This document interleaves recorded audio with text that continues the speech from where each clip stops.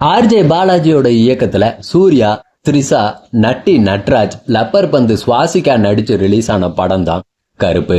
இந்த படத்துக்கு முதல்ல ஏஆர் ரஹ்மான் தான் இசையமைப்பாளரா ஒப்பந்தமானாரு. அதுக்கப்புறம் சில காரணங்களால ஏஆர் ரஹ்மான் இந்த படத்துல இருந்து விலகிட்டாரு. அவருக்கு பதிலா புதிய இசையமைப்பாளரா சாய் அபயங்கரை ஒப்பந்தம் பண்ணாங்க. 2024 வருஷம் நவம்பர் மாசம் பாத்தீங்கன்னா பென்ஸ் படத்துக்காக முதல்ல இசையமைப்பாளரா ஒப்பந்தமானாரு சாய் அபயங்கர். அதுக்கடுத்து டிசம்பர் மாசம் கருப்பு படத்துக்காக ஒப்பந்தமானாரு. புதிய இசையமைப்பாளர் எப்படி இசையமைப்பாரு அப்படின்ட்டு எதிர்பார்த்துட்டு இருந்த நிலையில படத்தோட வெற்றிக்கு சாய் அபயங்கரோட இசையும் ஒரு காரணம் அப்படின்ட்டு சொல்ற அளவுக்கு தாறுமாறா மியூசிக்கை போட்டு தெறிக்க விட்டுட்டாருன்னு தான் சொல்லணும். சில மணி நேரத்துக்கு முன்னாடி பாத்தீங்கன்னா படத்தோட ஒளிப்பதிவாளர் ஜி.கே. விஷ்ணு அவரோட எக்ஸ் தளத்துல சூர்யா பரிசா கொடுத்த புது கார் ஒன்ன பதிவிட்டு இருந்தாரு.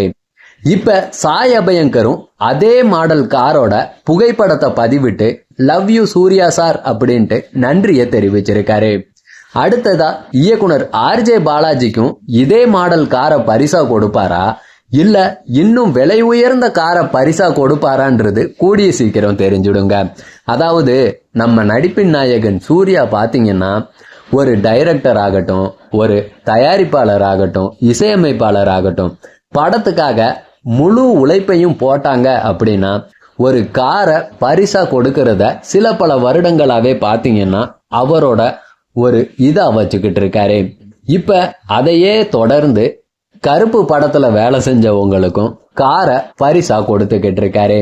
இந்த மனசை பார்த்து சூர்யா ரசிகர்கள் மட்டும் இல்ல, தமிழ் சினிமா பிரபலங்கள் பலரும் சூர்யா சாரை கொண்டாடிக்கிட்டு இருக்காங்க. சூர்யாவை கொண்டாடுறதுக்கு இதுவும் ஒரு காரணங்க. அடுத்தவருக்கு உதவி பண்றது அப்படின்னா ஆளா வந்து நிப்பாரு. அதாவது படத்துக்காக உழைப்ப போட்டா கார் பரிசா கிடைக்கும்